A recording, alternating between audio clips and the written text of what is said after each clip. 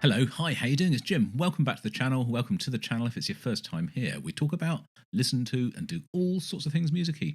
Today, I'm talking about my top 10 albums that are not by the top 10 artists. Now, I did a video a few weeks ago where I was talking about the top 10 artists of all time, in my opinion. For me, the ones that were most impactful.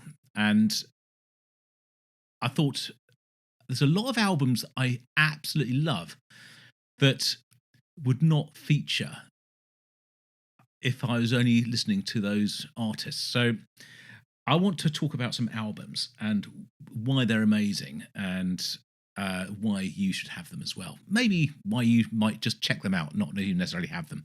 Now, all of these artists are probably just outside my top 10. So they might be in my number 11 spot or maybe even number 12, which I haven't done yet. But you know what I mean? There's ones which are in your top 10 and then there's ones that, nearly get there, not quite. This represents a lot of their work. So I'm going to go through some albums that are massively important. First up, I think it's the only one that this person's ever done. This is War of the Worlds, Jeff Wayne's musical version of War of the Worlds. What else has Jeff Wayne ever done? It is one of the greatest albums of all time. Everyone knows it. It's ubiquitous. It's everywhere. Everyone knows it. And it's one of those records that I remember when I was 12, 13 years old and thinking, wow, this is what music can do. And it kind of opened that whole world of prog, really, because it is a musical opera. It's a rock opera. It's a story. It's a complete concept. We couldn't get much more of a concept album than that, and it's just amazing. And it's the combination of the musicians that are on there, the singers, the writing, the story, the imagery in the book that comes with it. The whole thing is just absolutely epic and worth every penny to buy this and to have it. You will not be disappointed. If you've not heard it, where on earth have you been? It is an all-time classic. Next up, this is a band that I love dearly. I've not heard all of their stuff yet. I'm working through it. But this is Marillion. And this is Marbles. And this, for me, I've not listened to it on the channel, but I have listened to this album. I love this. This is very early on when I first started getting back into Marillion and discovered them again. It was via a video that I did and a song called Neverland. And I found out very quickly Neverland comes from this album.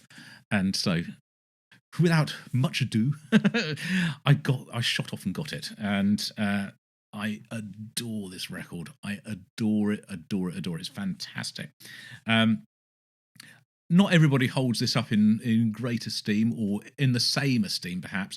But I think records are personal to you. You don't necessarily go with what is perhaps the most technically brilliant or the most applauded or all that sort of thing.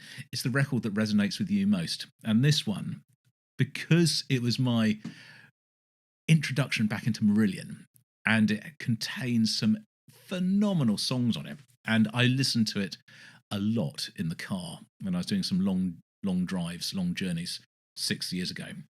That it is won a place in my heart and is an album that I love from beginning to end. It's just absolutely fantastic. I guess it's kind of mid-era H Marillion. I don't know how to describe it, but it's got some epics on there. It's got some shorter songs. Got The Invisible Man. Oh, I love that track. You know, it's just great, absolutely great. Next up, and I have to reiterate, none of these are in any particular order. These are all just albums that I cannot live without, that are by bands and artists that are outside that top 10. This is The Orb. The Orbs' Adventures Beyond the Ultraworld. The time that I've spent with this album, by myself, with friends, in darkened rooms, headphones, speakers, it's just absolute monumental towering achievement of electronics, of sampling, of ambience, of genre melding, of mixing. It's absolutely phenomenal, and it dates from, I guess, 1990-ish, 89, 1990, 91. There you go. It holds a place dearly in my heart, and it is a testament to a period of my time. It was such a sort of almost like a theme song's the wrong word, but soundtrack to a period of my life that it was indispensable. Now, I've got another one, not in the right order, so I have to quickly shuffle through these to get this, which had a similar effect on me at the same time, but for slightly different reasons. Let's get this out of the sleeve so you can see it, so it all goes shiny. This is Leftism by Leftfield. Intelligent, hard dance music. I mean, it is dance music, but it's not. It's repetitive in that you have repetitive rhythms and bass lines and stuff, but it's called progressive house because it's kind of prog house. It's really, really, really good stuff. It is so cool. I don't think they ever really reached the towering achievement that they did with this record. When this came out, this kind of changed stuff a lot for electronic music. And you don't even have to like dance music to like this. You can listen to it and recognize how clever it is, how inventive, how incredibly innovative, I guess it was, in many, many ways. Blending together genres again and styles, but all within the sort of the heavy sort of house sort of scene. They even had John Lydon. Remember from the Sex Pistols and from Pill, Public Image Limited. So John Lydon sings on a song called Open Up, and it's fantastic. And I don't think I'd heard anyone do that sort of thing at that stage before, bringing in a vocalist from a completely different genre to mix in with this sort of music. It's just brilliant. The tracks, some of them are really long, some of them are quite short and succinct, but it is fan-bloody-tastic, and I commend it to you all. Let's do a little bit of a shuffle. All right. Another band that really should have been in my top 10 but just didn't quite make it was Radiohead. And the album for me, which I think actually for a lot of people is a defining moment for the band, is OK Computer. It kind of changed everything, and I don't really know how. I missed it when it first came around. I was aware of Radiohead, but I was not in the right space to be listening to them. And it was only sort of a number of years later that I went back and rediscovered everything about Radiohead, and I recognised this as being an absolutely, again, a monumental achievement and a standing, a podium standing, if you will, record in the sea of, this sounds awful, but the mediocrity of then mainstream guitar music. Radiohead up to that point had released 2 albums.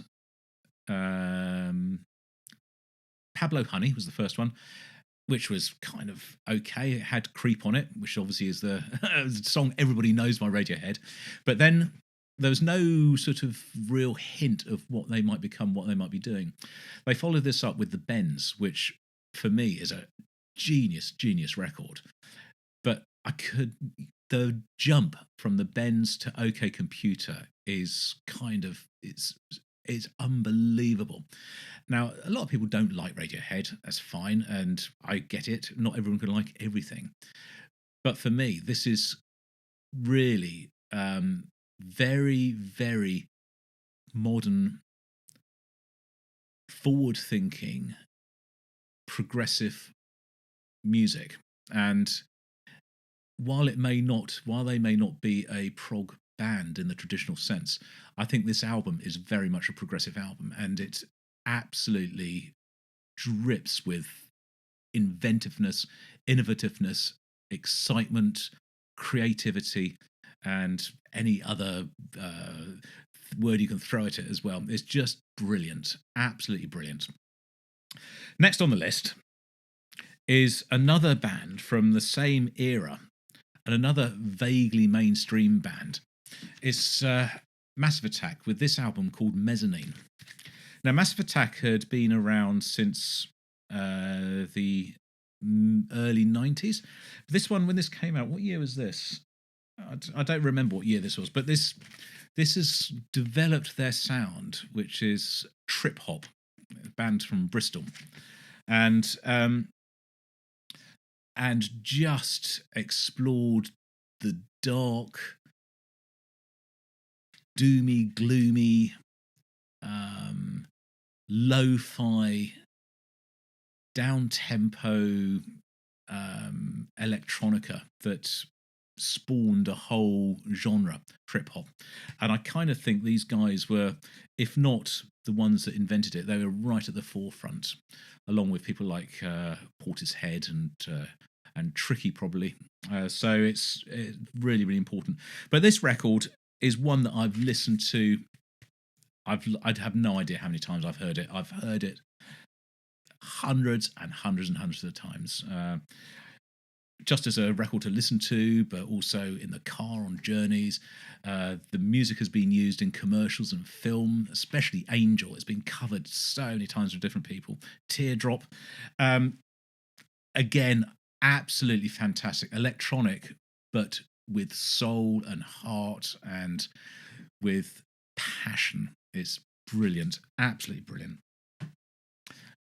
There is a theory that one of the guys in Massive Attack is Banksy. Now, of course, I don't know, but it holds water. It does. Okay, right, we're going to go back in time now a little bit. This is Wishbone Ash with Argus. This is genius from start to finish. Of course, I didn't know this when it came out. I wouldn't have been old enough. I heard this probably in the 1990s, so 20-something years after it came out, long after the noise and the clamour for it had disappeared. And I took a punt on it one day. I said, I think I've seen that in magazines, and I recognise the cover. I'll have a go with it. Oh boy, oh boy, oh boy, is this a great record. It is such a great record. I've seen Wishbone Ash live quite recently, and it is obviously no longer the band that it was back in the 70s. But it is just a genius record. A proper hard rock record from a British band, but it's a progressive rock record as well. It's so interesting. It's really difficult to sort of categorize them, but I'd say they're sort of like a proggy hard rock band. And The King Will Come, Time Was, Sometime World, Blowing Free, Warrior. It's just genius. I'm sure you know this record and you'll know how good it is. If you don't, even if you just listen to it on Spotify just to get acquainted with it, do, because it is just brilliant. Here's a band that needs no introduction at all. It's 2112 by Rush. I think you know my love for this record. You probably know my love for this band. This band should be in the top 10. It nearly was. I think the only reason it's not is because I just don't know all of their music yet. I'm sure it will get there. They're certainly an important band for me. And it's interesting that all of my sort of from teenage years onwards, I've known Rush music, but I've not known the albums. I've known some of the music. I've known some of the sort of the the important songs. 2112, obviously. I've known Spirit of Radio and Tom Sawyer and Working Man and Fly By Night and Bite All the Snow Dog. All the sort of ones which are XYZ. I just don't know the albums, and this is one which I listened to in its entirety not that long ago, and it's brilliant, absolutely brilliant. If only just for the opening suite, the 2112, because there is greater music, but in that moment there is no greater music in the world when you're listening to that. It's just fantastic. Extraordinary record, extraordinary band, extraordinarily talented three guys. Very, very sad that they'll be doing no more music, but certainly not as Rush. Right, we're down to the final two, and as I stated, these are not in any particular order at all, but I do have to give a mention to this record. This is Loaded by the Velvet Underground. This is a record which, again, I didn't come across until the late 1990s, even early 2000s, so probably only 25 years I've known this record.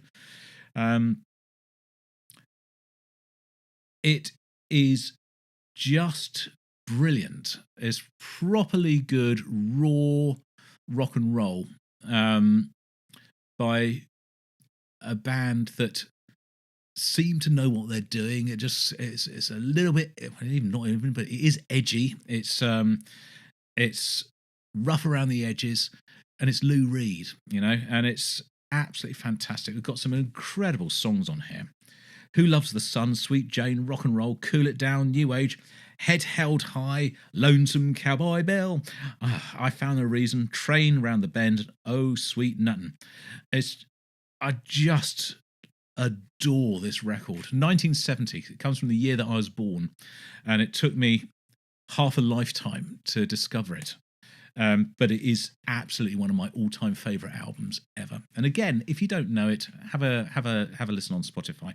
Go and have a little go with it. And if you like it, get it. It is, for me, it's just fantastic. It's they're short little songs. They're not trying to do anything clever, proggy or anything like that. It is rock and roll, but it's really, really good.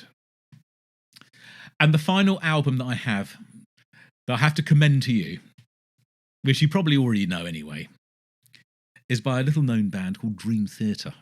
Heard of them? Is Octavarium. Oh, I haven't heard all their stuff yet.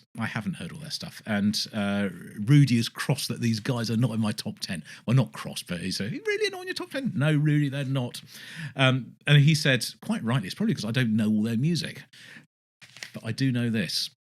And I do know that I love this. I love this with a passion. And probably the reason I love it so much is it is so close to Muse. And if you don't know Muse, that you'll think, really, what? Hello? Octavarium is a record by Dream Theater, and they absolutely wear their influences on their sleeves. You know that through their career. You can hear it in a lot of their things. But this one in particular, and I've heard an interview of Mike Portnoy when he's talked about this, that you listen to the songs on there, it is absolutely full of stuff that comes off Absolution, from Black Holes and Revelations, and even from earlier albums as well. And it's just some of the bass lines, the way James LeBray is singing, the guitar parts, it's fantastic. And not all of it. The ending piece, Octavarium itself, is almost like a homage to Shine On You Crazy Diamond at the beginning, the Pink Floyd song, and it then sort of changes and develops and grows into other stuff. But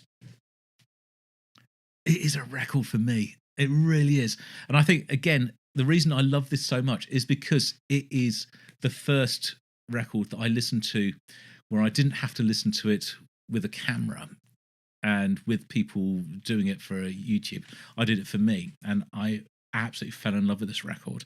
And I listen to it regularly when I'm going on a walk or a run and I have my headphones in. This might come on and say, oh, I really want to listen to this record. And I'll listen to it in its entirety. And It's brilliant, absolutely brilliant. So there we go. That is my top 10 list, my top 10 albums by bands that are not in my top 10 bands, as it were. So what do you think? What would you say? Have you got any like that as well? Albums that you absolutely love by bands that are not in your top 10 list? Let me know in the comments below, and I'll see you on the next video, whenever and whatever that is. And until then, this is Jim, over and out.